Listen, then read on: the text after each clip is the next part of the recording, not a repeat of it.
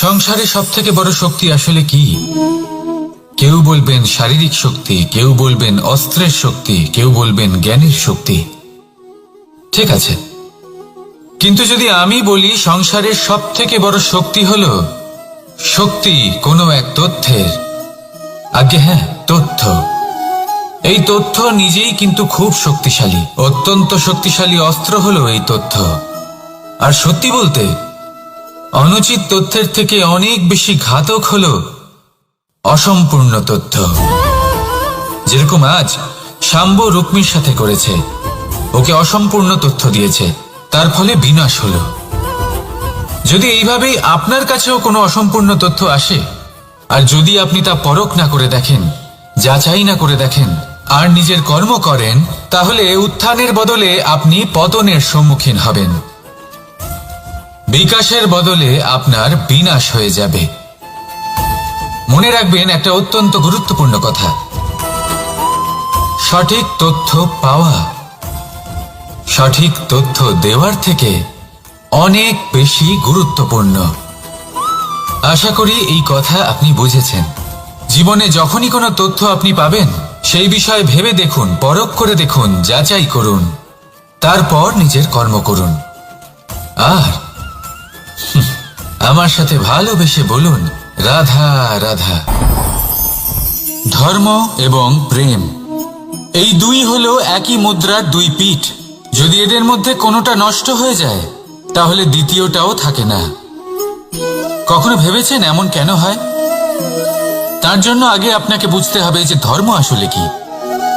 ধর্ম সেটাই যা এই সংসারের প্রত্যেক মানুষকে একে অপরের সাথে সুখ এবং শান্তিতে থাকতে প্রেরণা যোগায়। এই প্রেরণার আধার হলো প্রেম। প্রেম সেটাই যা আপনার মধ্যে অন্য কারোর প্রতি করুণাবোধ জাগিয়ে তোলে, সম্মান জাগিয়ে তোলে। এবার যদি প্রেম চলে যায়, তাহলে সবার আগে বিনাশ হবে সম্মান আর করুণাবোধের। এবার যেখানে না প্রেম রয়েছে, না সম্মান রয়েছে, না করুণা রয়েছে, সেখানে ধর্ম কিভাবে বাস করবে?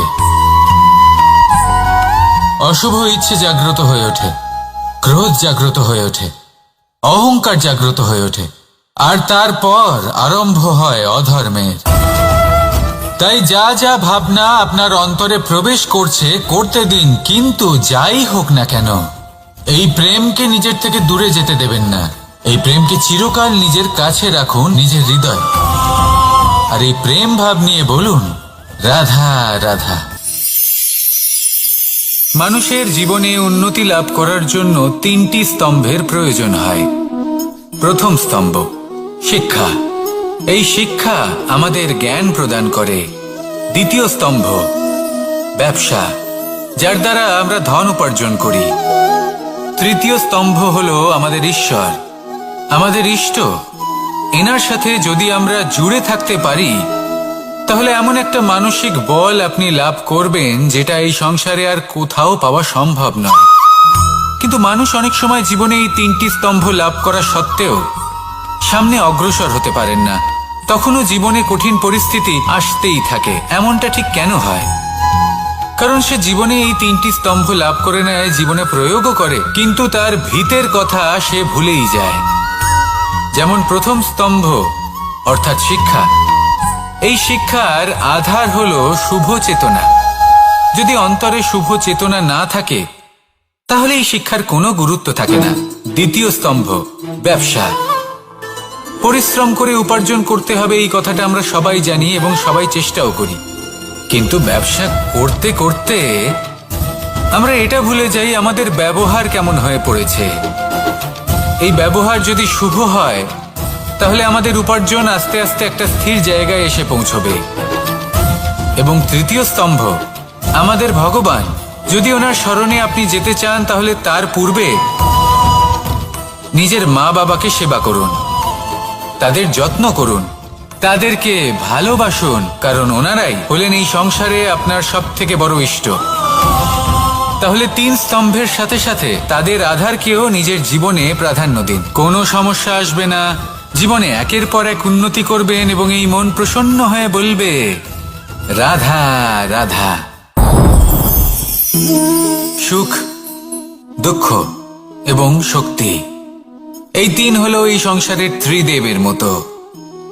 আমাদের জীবনে যা কিছু ঘটছে এই তিনটির ভিত্তির উপরেই হচ্ছে।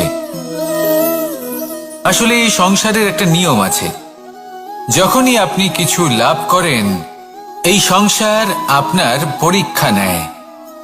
এটা জানার জন্য আপনার পরীক্ষা নেয় যে আপনি যা কিছুই লাভ করেছেন আপনি কি আদৌ সেটার যোগ্য কিনা।